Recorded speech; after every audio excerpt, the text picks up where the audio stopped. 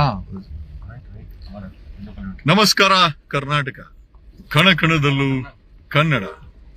ಏನಿಯೋ ಧರ್ಮಸ್ಥಳ ಕೇಸಿಗೆ ಸಾಕಷ್ಟು ಬೆಳವಣಿಗೆಗಳು ಪ್ರತಿದಿನ ಪ್ರತಿ ಕ್ಷಣ ಆಗ್ತಾ ಇರೋದನ್ನ ಗಮನಿಸ್ತಾ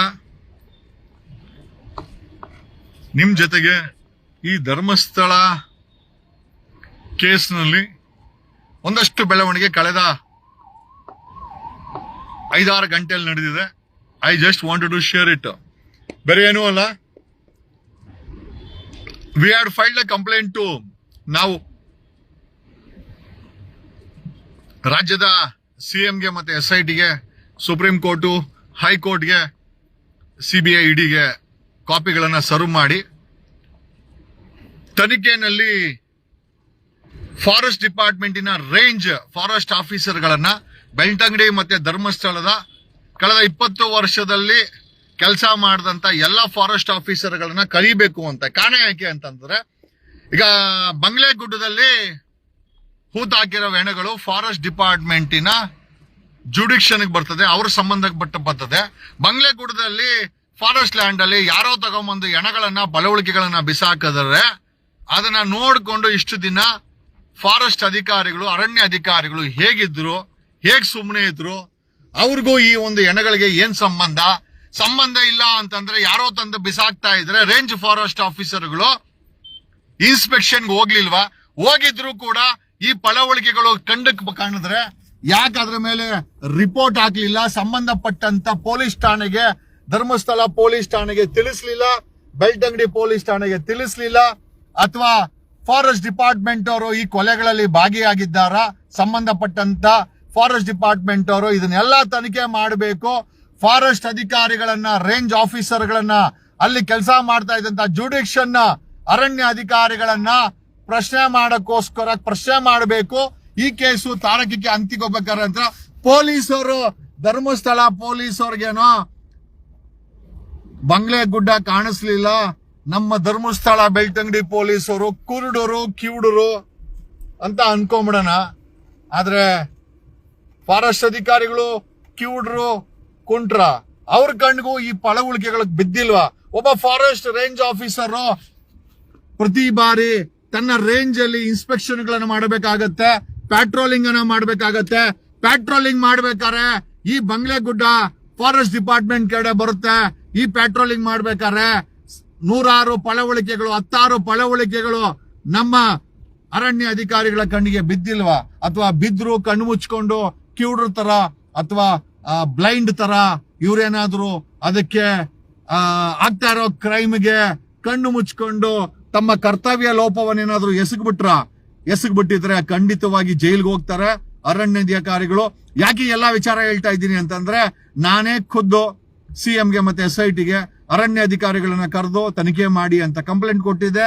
ಇಂದು SIT ಅಧಿಕಾರಿಗಳು ಅರಣ್ಯ ಅಧಿಕಾರಿಗಳಿಗೆ ನೋಟಿಸ್ ಅನ್ನ ಕೊಟ್ಟಿದ್ದಾರೆ. ಅರಣ್ಯ ಅಧಿಕಾರಿಗಳು SIT ಕಚೇರಿಗೆ ಬಂದಿದ್ದಾರೆ. ಕಂಗ್ರ್ಯಾಚುಲೇಷನ್ಸ್ ಕರ್ನಾಟಕ. ಆಮೇಲೆ ಇವ್ರುಗಳಿಗೆ ಏನೋ ಧರ್ಮಸ್ಥಳ ಗ್ರಾಮಾಧಿಕಾರಿಗಳನ್ನು ಕೂಡ ಕಳೆದ 1 ವಾರದಲ್ಲಿ ಅಲ್ಲಿರುವ ಏನೋ ದಾಖಲೆಗಳನ್ನ SIT ಅವರು ಹುಡುಕ್ತಾ ಇದ್ದಾರೆ. ಹಂಗಾಗಿ ಧರ್ಮಸ್ಥಳ ಗ್ರಾಮಾಧಿಕಾರಿಗಳಿಗೂ ಕೂಡ ಜ್ವರ, ಮೈಕೈ ನೋವು ಶುರುವಾಗಿದೆ. ಕಾರಣ ಯಾಕೆ ಅಂತಂದ್ರೆ, ಇಷ್ಟೆಲ್ಲ ಅಕ್ರಮ ನಡೀತಾ ಇದ್ರು ಕಣ್ಣು ಮುಚ್ಕೊಂಡು ಕೂತ್ಕೊಂಡಿದ್ದಂತ, ಸರ್ಕಾರಿ ಸಂಬಳ ತಗೊಂಡು ಕಣ್ಣು ಮುಚ್ಕೊಂಡು ಕೂತ್ಕೊಂಡಿದ್ದಂತ ಧರ್ಮಸ್ಥಳದ ಗ್ರಾಮಾಧಿಕಾರಿಗಳು ಅವ್ರಿಗೂ ಕೂಡ ಚಳಿ ಜ್ವರ ಶುರುವಾಗಿದೆ. ಜೊತೆನಲ್ಲಿ ಅರಣ್ಯಾಧಿಕಾರಿಗಳಿಗೂ ಕೂಡ ಚಳಿ ಜ್ವರ ಶುರುವಾಗಿದೆ. ಯಾಕೆ ಅಂತಂದ್ರೆ ಎಲ್ಲರಿಗೂ ಸಮನ್ಸ್ ಇಶ್ಯೂ ಆಗಿದೆ, ಎಲ್ಲರಿಗೂ ನೋಟಿಸ್ ಇಶ್ಯೂ ಆಗಿದೆ, ಲೆಕ್ಕಾಚಾರ ಶುರುವಾಗಿದೆ ಅರಣ್ಯಾಧಿಕಾರಿಗಳಿಗೂ. ಜೊತೆಯಲ್ಲಿ ಗ್ರಾಮಾಧಿಕಾರಿಗಳು ಈಗ ಮುಳಿದಿರೋದು ವಿ ಲವ್ ಟು ಹಿಯರ್. ಆಯ್ತ್ರಿ, ನಿಮ್ಮ ಅರಣ್ಯ ಡಿಪಾರ್ಟ್ಮೆಂಟ್ ಏನೋ ನಿಮ್ದೆಲ್ಲ ಪಟ್ ಅಂತ ಕೊಟ್ಟಿದ್ದೀರಾ. ಗ್ರಾಮ ಲೆಕ್ಕಾಧಿಕಾರಿಗಳಿಗೂ ಕೂಡ ಅಥವಾ ಧರ್ಮಸ್ಥಳ ಗ್ರಾಮದವ್ರಿಗೂ, ಗ್ರಾಮದ ಅವ್ರಿಗೂ ಕೂಡ ಗ್ರಾಮ ಪಂಚಾಯತಿಯವ್ರಿಗೂ ಕೂಡ ಸಮನ್ಸ್ನ ಕೊಟ್ಟಿದ್ದೀರಾ. ನಿಜವಾಗ್ಲೂ ಅರ್ಜೆಂಟ್ ಆಗಿ ಕೊಡ್ಬೇಕಾಗಿರೋದು ಧರ್ಮಸ್ಥಳದ ಪೊಲೀಸ್ ಅವ್ರಿಗೆ. ಧರ್ಮಸ್ಥಳದ ಪೊಲೀಸರಿಗೆ ಯಾವಾಗ ಕೊಡ್ತೀರಾ notice? That is what the question. ಕಾರಣ ಯಾಕೆ ಅಂತಂದ್ರೆ ಈ ಎಲ್ಲಾ ಸಾವುಗಳು ಈ ಬಂಗ್ಲೆಗುಡ್ಡ ಅರಣ್ಯಾಧಿಕಾರಿಗಳ ಜುಡಿಕ್ಷನ್ ಆದ್ರೂ ಸಹ ಕಾನೂನು ಲಾ ಅಂಡ್ ಆರ್ಡರ್ ಜುಡಿಕ್ಷನ್ ಧರ್ಮಸ್ಥಳದ ಪೊಲೀಸರ ಕೆಳಗಡೆ ಬರುತ್ತೆ, ಮಂಗಳೂರು SP ಕೆಳಗಡೆ ಬರುತ್ತೆ, ಸಂಬಂಧಪಟ್ಟಂತ ಜುಡಿಕ್ಷನ್ ಬೆಳ್ತಂಗಡಿ DYSP ಕೆಳಗಡೆ ಬರುತ್ತೆ. ಈಗ ಇಲ್ಲಿವರೆಗೂ ಪೊಲೀಸ್ ಡಿಪಾರ್ಟ್ಮೆಂಟ್ಗೆ SIT ಅವರು ನೋಟಿಸ್ ಕೊಟ್ಟಿಲ್ಲ. ಯಾಕೆ? ಬೆಳ್ತಂಗಡಿ ಪೊಲೀಸರು ಮುಂಚೆ 20 ವರ್ಷಗಳಿಂದ ಬೆಳ್ತಂಗಡಿ ಪೊಲೀಸರ ಕೆಳಗಡೆ ಬಂಗ್ಲೆಗುಡ್ಡ ಬರ್ತಾ ಇತ್ತು, ನೇತ್ರಾವತಿ ಬರ್ತಾ ಇತ್ತು. ಅಲ್ಲಿ ಡಂಪ್ ಆಗಿರೋದು 2 ಜಾಗದಲ್ಲಿ ಹೆಣಗಳು, ಹ್ಯೂಮನ್ ರಿಮೈನ್ಸ್ ತಗೊಂಡೋಗಿ ಬಿಸಾಕಿರೋದು 2 ಜಾಗದಲ್ಲಿ, ಒಂದು ಬಂಗ್ಲೆಗುಡ್ಡ, ಇನ್ನೊಂದು ಜಾಗ. ಈಗ ನಮ್ ಪ್ರಶ್ನೆ ಏನಪ್ಪಾ ಅಂತಂದ್ರೆ SIT ಅವರು ಅರಣ್ಯ ಅಧಿಕಾರಿಗಳಿಗೆ, ರೇಂಜ್ ಆಫೀಸರ್ಗಳಿಗೆ ನೋಟಿಸ್ ಕೊಟ್ಟು SIT ಕರ್ಸ್ಕೊಂಡಿದ್ರ. ಗ್ರಾಮ ಪಂಚಾಯತಿ ಧರ್ಮಸ್ಥಳ ಗ್ರಾಮ ಪಂಚಾಯತಿಯವರು SIT ಕಚೇರಿಗೆ ಬಂದಿದ್ದಾರೆ. ಈಗ ನಮ್ಮ ಪ್ರಶ್ನೆ, ಧರ್ಮಸ್ಥಳದ ಪೊಲೀಸರು ಯಾವಾಗ ಬರ್ತಾರೆ? SIT ಅವರೇ ಯಾಕೆ ಅವ್ರಿಗೆ ಇನ್ನ ಕೊಟ್ಟಿಲ್ಲ? ಏನ್ ನಾಚಿಕೆ ಆಗತ್ತಾ? ನಮ್ ಪೊಲೀಸವ್ರಿಗೆ ನಾವೇ ನೋಟಿಸ್ ಹೆಂಗ್ ಕೊಡೋದಂತ ಕೊಟ್ಟಿಲ್ಲ ಅಂತಂದ್ರೆ ಅವ್ರನ್ನ ಪ್ರೊಟೆಕ್ಟ್ ಮಾಡ್ತಾ ಇದ್ದೀರಾ ಅಂತ ನಿಮ್ಮನ್ನೇ ಈಗ ತನಿಖೆಗೆ ಒಳಪಡಿಸುವಂತ ನಾಮಧೇಯ ಬರ್ಬೋದು. SIT ಅವರೇ ಸ್ವಲ್ಪ ಯೋಚನೆ ಮಾಡಕ್ ಹೋಗಿ. ಬೆಳ್ತಂಗಡಿ ಪೊಲೀಸ್ ಅವ್ರನ್ನ ಕಳೆದ 20 ವರ್ಷದಲ್ಲಿ ಮಿಸ್ಸಿಂಗ್ ಕೇಸ್ ಎಲ್ಲಾ ಪಳವಳಿಕೆಗಳು, if I am not wrong, ಬಂಗ್ಲೆಗುಡ್ಡದಲ್ಲಿ ಇನ್ನೊಂದು ಜಾಗದಲ್ಲಿ ಬಿದ್ದಿವೆ. ಈ ಎಲ್ಲಾ ಮಿಸ್ಸಿಂಗ್ ವ್ಯಕ್ತಿಗಳ ಹೆಣಗಳನ್ನ ತಗೊಂಡೋಗಿ ಅಲ್ಲಿ ಬಿಸಾಕಲಾಗ್ತಾ ಇತ್ತು. ಅದನ್ನ ನೋಡ್ಕೊಂಡು ಸುಮ್ಮನೆ ಇದ್ದಂತ ಅರಣ್ಯ ಅಧಿಕಾರಿಗಳು, SIT ಅಧಿಕಾರಿಗಳ ಮುಂದೆ ಇವತ್ತು ಕೈ ಕೊಟ್ಟಿ ನಿಂತ್ಕೊಳ್ಬೇಕಾದಂತ ಪರಿಸ್ಥಿತಿ ಬಂದಿದೆ. ಗ್ರಾಮ ಪಂಚಾಯತಿಯವರು ಇದನ್ನು ನೋಡ್ಕೊಂಡು ಸುಮ್ಮನೆ ಕೂತ್ಕೊಂಡಿದಂತ ಗ್ರಾಮ ಪಂಚಾಯತಿಯವರು ಸಹ ಕಣ್ಣು ಮುಚ್ಕೊಂಡು ಇವತ್ತು ಕೈ ಕಟ್ಕೊಂಡು ಇವತ್ತು SIT ಅಧಿಕಾರಿಗಳ ಮುಂದೆ ನಿಂತ್ಕೊಬೇಕಾದಂತ ಪರಿಸ್ಥಿತಿ ಬಂದಿದೆ. ಈಗ ನಾವು ಕೊನೆಯದಾಗಿ ನೋಡ್ಬೇಕಾಗಿರೋದು, ಕೊಲೆಗಾರರ ಅರೆಸ್ಟ್ ಮುಂಚೆ ಬೆಳ್ತಂಗಡಿ ಪೊಲೀಸರು, ಈ ಒಂದು ಬೆಳ್ತಂಗಡಿ ಪೊಲೀಸರು ಕಳೆದ 20 ವರ್ಷದಲ್ಲಿ ಕೆಲಸ ಮಾಡಿದಂತ ಬೆಳ್ತಂಗಡಿ ಪೊಲೀಸರು ಧರ್ಮಸ್ಥಳದ ಪೊಲೀಸವ್ರಿಗೆ SIT ಅವರು ನೋಟಿಸ್ ಕೊಟ್ಟಿಲ್ಲ. ಯಾಕೆ? ಬೇಡ ಬೇಡ ಬೆಂಕಿಯ ಸಂಗ ಪತಂಗ ಬೇಡ ಬೇಡ ಜಗದೀಶನ್ ಸಂಘ ಬೇಡ, ನನ್ ಸವಾಸ ಬೇಡ ಬೇಡ ಬೇಡ ಅಂದ್ರು ನನ್ನ ಮೇಲೆ 5 FIR ಮಾಡಿ ಈ ಧರ್ಮಸ್ಥಳದ ಕೇಸಲ್ಲಿ ಎಷ್ಟು ಇಂಟ್ರೆಸ್ಟ್ ತಂದಿರಿ ಅಂತಂದ್ರೆ, ನಾನು ಮಲ್ಕೊಂಡ್ರು ಧರ್ಮಸ್ಥಳ, ಎದ್ರು ಧರ್ಮಸ್ಥಳ, ಉಸಿರಾಟದಲ್ಲೂ ಧರ್ಮಸ್ಥಳ, ನಾನು ಜಾಗಿಂಗ್ ಮಾಡಿದ್ರು ಧರ್ಮಸ್ಥಳ, ಗಾಡಿಲಿ ಹೋಗ್ತಾ ಇದ್ರು ಧರ್ಮಸ್ಥಳ, ಎಂಡ್ರು ಪಕ್ಕದಲ್ಲಿ ಕೂತ್ಕೊಂಡಿದ್ರು. ನನ್ನ ಎಂಡ್ರು ಹೇಳ್ತಾಳೆ ಧರ್ಮಸ್ಥಳ ಧರ್ಮಸ್ಥಳ. ಏನ್ರಿ ಇದು ಕತೆ? ಇಷ್ಟೊಂದು ಲವ್ ಧರ್ಮಸ್ಥಳದ ಮೇಲೆ ಆಗೋಗ್ಬಿಟ್ರೆ ಏನ್ರಿ? ಉದರ್ ಹಾಗೆ ಲೆಫ್ಟ್ ಹೇಳು. ಹಂಗಾಗಿ ಇವಾಗ ನಮ್ಮ ಪ್ರಶ್ನೆ ಏನಪ್ಪಾ ಅಂತಂದ್ರೆ, ನಾವ್ ಇಷ್ಟೊಂದು ಇನ್ವಾಲ್ವ್ಮೆಂಟ್ ಆಗ್ತಾ ಇರ್ಲಿಲ್ಲ ಗುರು. 5 FIR ಮಾಡಿದ್ರೆ ನಾನು ಪ್ರಶ್ನೆ ಮಾಡಿದಕ್ಕೆ ಈಗ ಅದಕ್ಕೆ ನನಗೆ ಫುಲ್ಲು ಲವ್ ಅಂದ್ರೆ ಅಷ್ಟಿಷ್ಟು ಲವ್ ಅಲ್ಲ.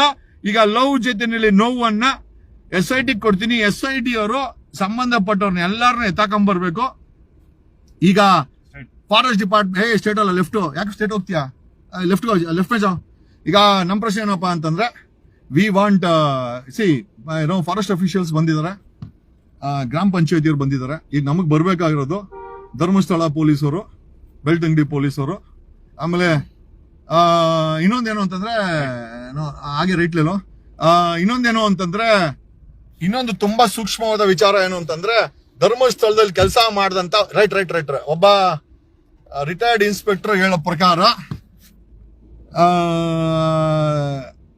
ಮಂಗಳೂರಿನಲ್ಲಿ SP ಕೆಲಸ ಮಾಡಿ ರಿಟೈರ್ಡ್ ಆದಂತ 4 ಅಧಿಕಾರಿಗಳು ಧರ್ಮಸ್ಥಳದ ಧರ್ಮಾಧಿಕಾರಿ ಹತ್ರ ಕೆಲಸ ಮಾಡ್ತಾ ಇದಾರಂತೆ. ಇವ್ರುಗಳೇ ಇದನ್ನೆಲ್ಲ ಮಾಡ್ತಾ ಇರೋದು ಅಂತ ಹೇಳಿ ಆತ ಹೇಳ್ದ. ನನಗೆ ನಿಜನ ಸುಳ್ಳೋ ಗೊತ್ತಿಲ್ಲ. ಮಂಗಳೂರು SP ಆಗಿ ಕೆಲಸ ಮಾಡಿ ರಿಟೈರ್ಡ್ ಆಗಿರೋ ಅಂತ ರಿಟೈರ್ಡ್ ಅಧಿಕಾರಿಗಳು ಧರ್ಮಸ್ಥಳ ವೀರೇಂದ್ರ ಹೆಗಡೆ ಹತ್ರ ಕೆಲಸ ಮಾಡ್ತಾ ಇದಾರಂತೆ. ಈ ಇಷ್ಟು ಅನಾಹುತಗಳಿಗೂ ಆ SP ಗಳೇ ಕಾರಣ, ರಿಟೈರ್ಡ್ SP ಗಳೇ ಕಾರಣ ಅನ್ನೋದು ಆ ವ್ಯಕ್ತಿ ನನಗೆ ಯಾರು ಅಂತ ಗೊತ್ತಿಲ್ಲ. ಅವನು ಫೋನ್ ನಲ್ಲಿ ಹೇಳ್ಬಿಟ್ಟು ಫೋನ್ ಕಟ್ ಮಾಡಿ ಸ್ವಿಚ್ ಆಫ್ ಮಾಡಿದ್ದಾನೆ. ನನಗೆ ಗೊತ್ತಾದಂತ ವಿಚಾರವನ್ನ ನಾನು ಮುಚ್ಚಿಡಕ್ಕೆ ರೆಡಿ ಇಲ್ಲ. ಹಂಗಾಗಿ ಈ ಎಂಟೈರ್ ಅನಾಹುತಗಳಿಗೆ ಹಾಗೆ ಡೆಡ್ ಎಂಡ್ ಮೇಲೆ ಲೆಫ್ಟ್ ಅನಾಹುತಗಳಿಗೆ ಇದು ಮಂಗಳೂರಲ್ಲಿ SP ಕೆಲಸ ಮಾಡಿ ರಿಟೈರ್ಡ್ ಆದಂತ 2 ಅಂಟಮಂದ್ರಂತೆ. ಲೆಫ್ಟ್ ಓಕೆ, ಇಬ್ರು ಅಂಟಮ್ಮಂದ್ರು ಎಸ್ ಪಿಗಳು. ಓಕೆ, ಡಿವೈಎಸ್ಪಿ ಒಬ್ಬ ಮತ್ತೆ ಎಸ್ ಪಿ ಒಬ್ಬ ರಿಟೈರ್ಡ್ ಆದ್ಮೇಲೆ ಧರ್ಮಸ್ಥಳ ವೀರೇಂದ್ರ ಹೆಗಡೆ ಹತ್ರ ಕೆಲಸ ಮಾಡ್ತಾವ್ರಂತೆ. ಅವ್ರುಗಳೇ ಇದಕ್ಕೆಲ್ಲ ಕಾರಣ ಅನ್ನೋದು ಒಬ್ಬ ರಿಟೈರ್ಡ್ ಸಬ್ ಇನ್ಸ್ಪೆಕ್ಟರ್ ನನ್ನ ಹತ್ರ ಹೇಳ್ದ. ನನಗೆ ಹೇಳ್ಬಿಟ್ಟು ಫೋನ್ ಆಫ್ ಮಾಡಿದವನು ಇದುವರೆಗೂ ಅವ್ನು ಫೋನೇ ಆನ್ ಮಾಡ್ತಾ ಇಲ್ಲ. ಆಮೇಲೆ ಚೆಕ್ ಮಾಡಿಸಿದ್ರೆ ಅದು ಯಾವ್ದೋ ಗೊತ್ತಿಲ್ಲ. But ultimately I just wanted to share that ಈ ಮಂಗಳೂರು ಎಸ್ ಪಿ ಆಗಿ ಕೆಲಸ ಮಾಡಿ ರಿಟೈರ್ಡ್ ಆದಂತ 4 ಎಸ್ ಪಿಗಳು ರಿಟೈರ್ಡ್ ಆದ ಮೇಲೆ ಧರ್ಮಸ್ಥಳದ ವೀರೇಂದ್ರ ಹೆಗಡೆ ಅವರಿಗೆ ಕೆಲಸ ಮಾಡ್ತಾವ್ರೆ ಅಂತ ಯಾರೋ ಹೇಳಿದ್ರು. ನನಗೆ ನಿಜನ ಸುಳ್ಳೋ ಗೊತ್ತಿಲ್ಲ, ಬಟ್ ಹೇಳಿದ್ದನ್ನ ಸಾರ್ವಜನಿಕವಾಗಿ ಹೇಳ್ತಾ ಇದ್ದೀನಿ. ನನಗೇನು ದುರುದ್ದೇಶ ಇಲ್ಲ, ನನಗೆ ಯಾರಿಗೂ ಹೆಸರಾಳ್ ಮಾಡ್ಬೇಕು ಅಂತ ಇಲ್ಲ. ನಾನು ಅಶೋಕ್ ಅಂತರ ಸುಳ್ಳು ಹೇಳೋದು ಇಲ್ಲ, ಆಯ್ತಾ. ಮತ್ತೆ ಸಂಬಂಧ ಪಟ್ಟಿಲ್ಲ ಅಂತಂದ್ರು ಕೂಡ ಹೋಮ್ ಮಿನಿಸ್ಟರ್ ಫೋನ್ ಮಾಡಿ ಇನ್ಫ್ಲೂಯೆನ್ಸ್ ಮಾಡೋ ಅಂತ ಕೆಲಸ ನಾನು ಮಾಡಕ್ಕೂ ಹೋಗಲ್ಲ. ಈಗ ಎರಡನ್ನೂ ಮಾಡಿರೋದು ವೀರೇಂದ್ರ ಹೆಗಡೆ ಅವರು ಸೌಜನ್ಯ ಕೇಸಲ್ಲಿ ಹೋಮ್ ಮಿನಿಸ್ಟರ್ ಫೋನ್ ಮಾಡಿದ್ರಂತೆ. ಏನಕ್ಕೆ ಮಾಡಿದ್ರು, ಯಾಕೆ ಮಾಡ್ಬೇಕು? ಸಂಬಂಧಪಟ್ಟಂತ ವಿಚಾರದಲ್ಲಿ ವೀರೇಂದ್ರ ಹೆಗಡೆ ಅವರು ಯಾಕೆ ಮೂಗ್ ತೋರಿಸಿದ್ರು? ಅಶೋಕ್ ಏನ್ ಹೇಳಿದ್ರು? ಇಲ್ಲ, ಅಶೋಕ ನೋಡಿದ್ರೆ ನನಗೂ ವೀರೇಂದ್ರ ಹೆಗಡೆ ಅವರು ಫೋನೇ ಮಾಡಿಲ್ಲ ಅಂತ ಹೇಳ್ತಾ ಇದ್ದಾನೆ. ಈಗ ವೀರೇಂದ್ರ ಹೆಗಡೆ ಏನ್ ಹೇಳಿದ್ರು, ಅಶೋಕ ಏನ್ ಮಾಡಿದ ಸೌಜನ್ಯ ಪ್ರಕರಣದಲ್ಲಿ ಇದು ತನಿಖೆ ಆಗ್ಬೇಕು. ಹಾಗಾಗಿ we have filed a complaint to the concerned SIT and sending a copy to the chief minister, supreme court, high court ಕೊಟ್ಟಿದ್ದೀವಿ. ಈಗ ಪ್ರಶ್ನೆ ಏನಪ್ಪಾ ಅಂತಂದ್ರೆ, SIT ಅವರು ಧರ್ಮಸ್ಥಳ ಪೊಲೀಸ್ ಅವ್ರಿಗೆ ಯಾವಾಗ ನೋಟಿಸ್ ಕೊಡ್ತೀರಾ? ಬೇಡ ಬೇಡ ಬೆಂಕಿಯ ಸಂಗ ಪತಂಗ ರಿಲ್ಯಾಕ್ಸ್ ಮೂಡಲ್ ಆಡಳಿತ ಇದೀನಿ. ಕಾರಣ ಯಾಕೆ ಅಂತಂದ್ರೆ, ಫಾರೆಸ್ಟ್ ಅವ್ರನ್ನ ಎತ್ತಾಕೊಂಬಂದವ್ರೆ SIT ಅವರು, ಗ್ರಾಮ ಪಂಚಾಯತಿ ಅವ್ರನ್ನ ಎತ್ತಾಕೊಂಬಂದವ್ರೆ. ಇನ್ನು ಉಳಿದಿರೋದು ಧರ್ಮಸ್ಥಳ ಪೊಲೀಸರು ಮತ್ತೆ ಬೆಳ್ತಂಗಡಿ ಪೊಲೀಸರು ಕೊನೆಯಲ್ಲಿ ತಕೊಂಬತ್ತಾರೆ ಅನ್ಸುತ್ತೆ. ಯಾಕಂದ್ರೆ ಕ್ಲೈಮ್ಯಾಕ್ಸ್ ಅಲ್ಲ, ಒಂದು ಕಿಕ್ ಇರ್ಲಿ ಅಂತ. ಏನೋ ವಿಷಯ ಅದಲ್ಲ, ವಿಷಯ ಕೊಲೆಗಾರರ ಪತ್ತೆ, ಕೊಲೆಗಾರರು ಅರೆಸ್ಟ್ ಆಗ್ಬೇಕು. ಬೊಮ್ಮಾಯಿ ಹೇಳ್ದಂಗೆ ಏನಾದ್ರು ಷಡ್ಯಂತ್ರ ಇದ್ರೆ ಅದು ಕೂಡ ಬಯಲಾಗ್ಬೇಕು. ಒಂದು ಅರ್ಥ ಆಗ್ದಿರೋ ಪ್ರಶ್ನೆ ಏನು ಅಂತಂದ್ರೆ, ಭೀಮಾ ಇದು ಕಂಪ್ಲೇನೆಂಟ್ ಭೀಮಾ ಬಂಗ್ಲೆ ಗುಡ್ಡಕ್ಕೆ SIT ಅವ್ರನ್ನ ಯಾಕೆ ಕರ್ಕೊಂಡು ಹೋಗಿಲ್ಲ? ಇದು ನನಗೆ ಕಾಡ್ತಾ ಇರೋಂತ ಪ್ರಶ್ನೆ. ನನಗೆ ಭೀಮನ್ ಮೇಲೆ ಅನುಮಾನ ಇಲ್ಲ. ಭೀಮನ್ ಹಿಂದ್ಗಡೆ ಯಾರೋ ಇದಾರೆ, ಅವರು ಭೀಮನನ್ನ ಬೇಕಾದಂಗೆ ಬಳಸಿದ್ದಾರೆ. ಪಬ್ಲಿಕ್ ಇಂಟ್ರೆಸ್ಟ್ ಅಲ್ಲಿ ಬಳಸಿದಾರ ಅಥವಾ ಸ್ವಾರ್ಥಕ್ಕೆ ಬಳಸಿದಾರ ಗೊತ್ತಿಲ್ಲ. ಬಟ್ ಭೀಮಾ ಸಂಪೂರ್ಣವಾದಂತ ವಿಚಾರವನ್ನ SIT ಅವರಿಗೆ ಹೇಳಿಲ್ಲ ಅನ್ನೋದು ಕೂಡ ನನಗೆ ಗೊತ್ತು. ಆದ್ರೆ ಐ ಥ್ಯಾಂಕ್ಸ್ ವಿಠಲ್ ಗೌಡ ಈ ಒಂದು ಐ ಥಿಂಕ್ ಕಡಿಮೆ ಇದ್ದಂತ ವಿಚಾರಕ್ಕೆ ಇಲ್ಲ, ಭೀಮಾನು ಕೂಡ ಒಂದಷ್ಟು ಸತ್ಯಗಳನ್ನ ತಿಳಿಸಿದ್ದಾನೆ. ಬಟ್ ಬಂಗ್ಲೆ ಗುಡ್ಡಕ್ಕೆ, ಯಾಕಂದ್ರೆ ಭೀಮನ್ ಗೊತ್ತಿತ್ತು ಬಂಗ್ಲೆ ಗುಡ್ಡದಲ್ಲೇ ಮ್ಯಾಕ್ಸಿಮಮ್ ಬಾಡಿಗಳನ್ನ ಬಿಸಾಕಿರೋದು ಅಂತ. ಬಂಗ್ಲೆ ಗುಡ್ಡಕ್ಕೆ SIT ಅವ್ರನ್ನ ಯಾಕೆ ಕರ್ಕೊಂಡೋಗಿಲ್ಲ ಭೀಮಾ ಇದಕ್ಕೆ ಉತ್ತರ ಕೊಡ್ಬೇಕು. ಮೋಸ್ಟ್ ಇದೇ ವಿಚಾರಕ್ಕೆ SIT ಅವರು ಅವನನ್ನ ಅರೆಸ್ಟ್ ಮಾಡಿದ್ದಾರೆ ಅಂತ ನನಗನ್ನಿಸ್ತಾ ಇದೆ. ಯಾಕಂದ್ರೆ ಸತ್ಯ ಗೊತ್ತಿದ್ರು ಬಚ್ಚಿಡೋದಿದೆಯಲ್ಲ, ಅದು ದೊಡ್ಡ ಪಾಪ. ಒಬ್ಬ ಕಂಪ್ಲೇನೆಂಟ್ ಆಗಿ ತಾನೇ ಹೆಣಗಳನ್ನ ತಗೊಂಡೋಗಿ ಬಿಸಾಕಿ, ಈಗ ಅವಕಾಶ ಸಿಕ್ಕಿದಾಗ ಮ್ಯಾಜಿಸ್ಟ್ರೇಟ್ ಹತ್ರ ನಿಜ ಹೇಳ್ಬೋದಾಗಿತ್ತು. SIT ಅವ್ರಿಗೆ ಹೇಳಿಲ್ಲ ಅಂದ್ರೂ ಪರವಾಗಿಲ್ಲ, ಮ್ಯಾಜಿಸ್ಟ್ರೇಟ್ ಹತ್ರ ನಿಜ ಹೇಳ್ಬೋದಾಗಿತ್ತು, ಅವ್ರ ವಕೀಲರು ಹೇಳಿಸ್ಬೋದಾಗಿತ್ತು. Somewhere I feel something is very fishy. But ಹಂಗನ್ಬಿಟ್ಟು ನಮ್ ಬಸವರಾಜ ಬೊಮ್ಮಾಯಿ ಹೇಳ್ತಾರಲ್ಲ ಷಡ್ಯಂತ್ರ, ಆ ಷಡ್ಯಂತ್ರ ಈಗ ಏನೋ home minister Ashok, home minister Soujanya ಕೇಸನ್ನ ಮುಚ್ಚಕಕ್ಕೆ ಏನೇನ್ ಷಡ್ಯಂತ್ರ ಮಾಡ್ದ ಅಶೋಕ್, ಅದನ್ನ ಬಾಯಿ ಬಿಡ್ಸೋಕೋಸ್ಕರ ಈಗ SIT ಅವ್ರಿಗೆ ಅಶೋಕನ ಮೇಲೆ ಮತ್ತೆ ಡಾಕ್ಟರ್ ವೀರೇಂದ್ರ ಹೆಗಡೆ ಅವ್ರ ಮೇಲೆ ಇಬ್ಬರ ಮೇಲೂ ಕಂಪ್ಲೇಂಟ್ ಹಾಕಿದೀವಿ. Directly the charges on both of them. ಸಂಬಂಧಪಡದ ಕೇಸ್ಗೆ, ಸೌಜನ್ಯ ಕೇಸ್ಗೆ ಡಾಕ್ಟರ್ ವೀರೇಂದ್ರ ಹೆಗಡೆ ಅವರು ಏನಕ್ಕೆ ಫೋನ್ ಮಾಡಿದ್ರು? ಅವ್ರಿಗೂ ಇದಕ್ಕೆ ಸಂಬಂಧನೇ ಇಲ್ಲ ಅಂದ್ಮೇಲೆ ಯಾಕೆ ಫೋನ್ ಮಾಡಿದ್ರು? So that is the first point. ನಾವು Veerendra Hegde has to explain why he called up Ashoka. ಈಗ ಅಶೋಕನಿಗೆ ಫೋನ್ ಮಾಡಿದ್ರು ರಿಪಬ್ಲಿಕ್ ಟಿವಿನಲ್ಲಿ ಸಾರಾ ಸಗಟಾಗಿ ಫೋನೇ ಮಾಡಿಲ್ಲ ಅಂತಾನೆ. ಬಟ್ ಆದರೆ ಅದನ್ನ ವೀರೇಂದ್ರ ಹೆಗಡೆ ಅವರು ವಿಡಿಯೋದಲ್ಲೇ ಒಪ್ಕೊಂಡಿದ್ದಾರೆ. ಸೊ ಒಳ್ಳೆ ಇಂಟ್ರಾಗೇಷನ್ ಮಾಡಿ ಕೇಸ್ಗೆ ಟ್ವಿಸ್ಟ್ ಕೊಟ್ಟಂತವ್ರು ರಿಪಬ್ಲಿಕ್ ಟಿವಿ ಅವರು. ನಾನು ನಿಮ್ ಟಿವಿ ನೋಡಲ್ಲ, ಬಟ್ ಇನ್ಮೇಲೆ ಟಿವಿ ನೋಡ್ತೀನಿ. ಯಾಕೆ ಅಂತಂದ್ರೆ ಲವ್ ಯು. ನೀವು ಒಂದು ನಿಜ ಹೇಳ್ತೀನಿ, ಗೊತ್ತಿಲ್ದಿರ ಬ್ಲೆಸ್ಸಿಂಗ್ಸ್ ಇನ್ ಡಿಸ್ಗೈಸ್ ಅಂತಾರೆ ರಿಪಬ್ಲಿಕ್ ಟಿವಿ ಅವರು. ನಿಜವಾಗ್ಲೂ I should appreciate for bringing for publicly interrogating Ashok and bringing the truth out. I love Republic TV. Thanks a lot. Love you all.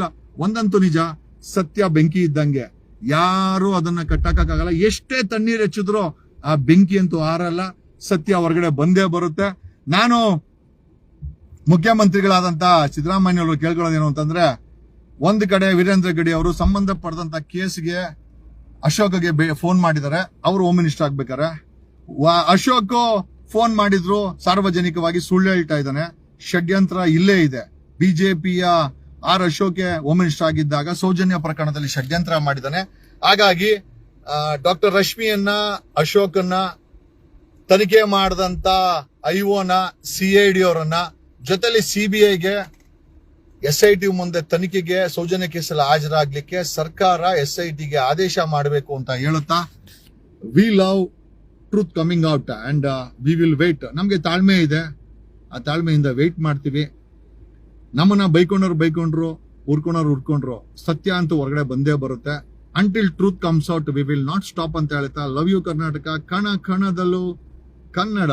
Thank you, love you all, thanks a lot.